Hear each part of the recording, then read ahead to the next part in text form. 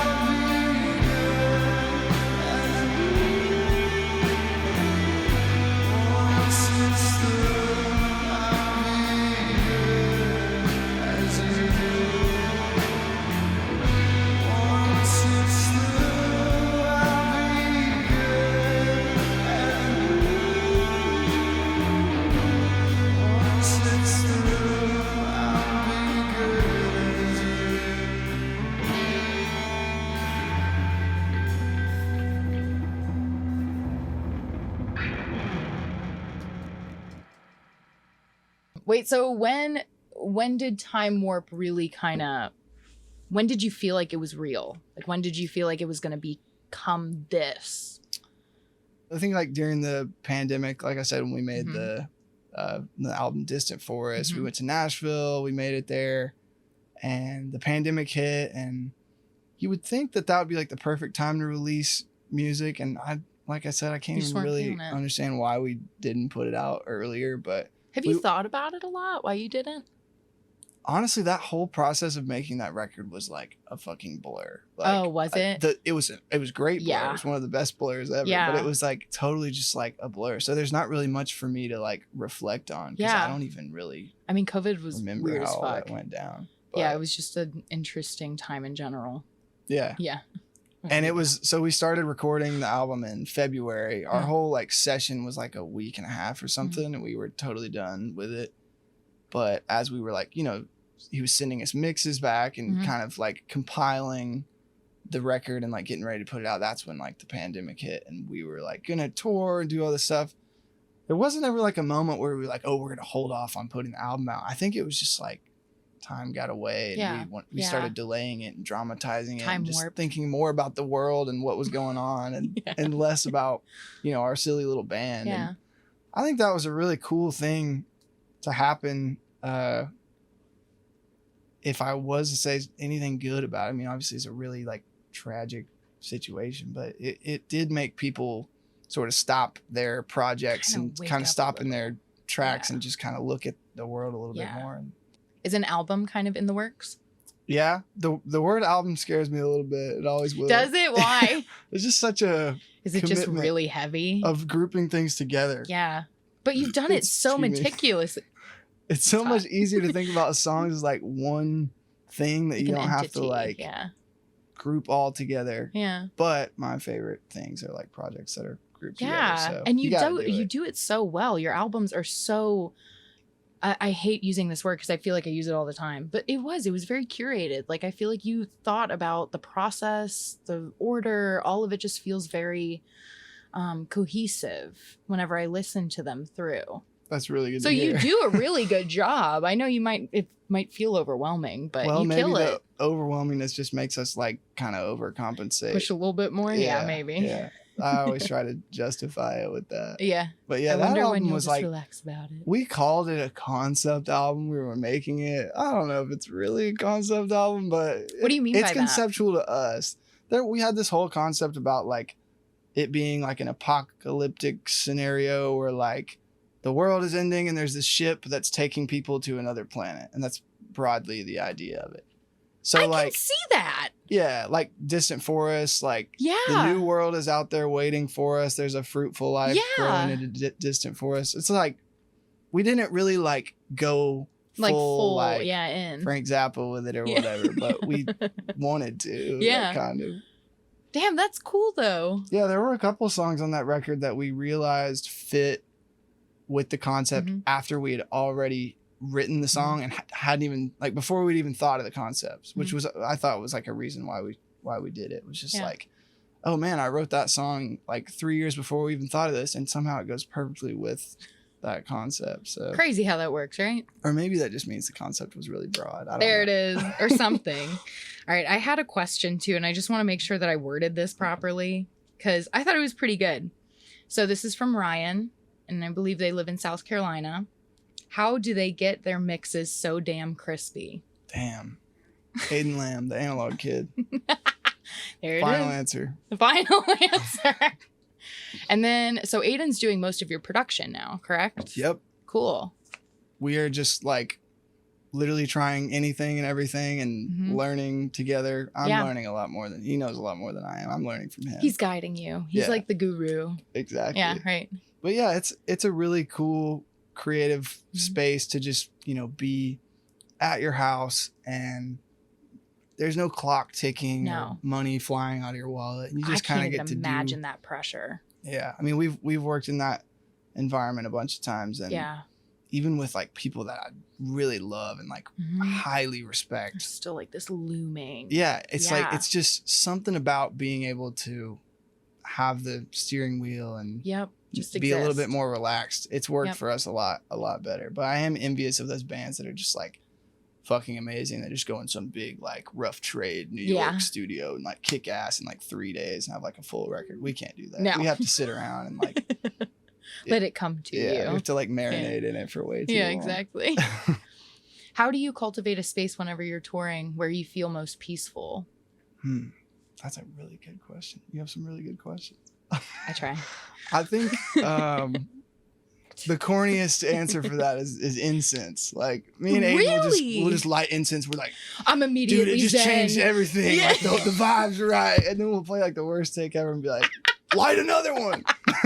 Get another one going. We just need to be able to not breathe and then we'll be fine. Like we'll just make it really we have cloudy. Like a fog machine in there and incense, like the sticks and the cones. What like, is it with musicians and like, fog machines? I need another take. You guys also need inhalers. We'll just like stock you guys up with some. Yeah. Well, I'm so glad that you're here. Thank you so for being in the studio. Really you guys are beautiful awesome. and you deserve to be able to be seen as the full human that you are. Thank you. You too. Thank you. I appreciate that. From one human to another. Hell yeah.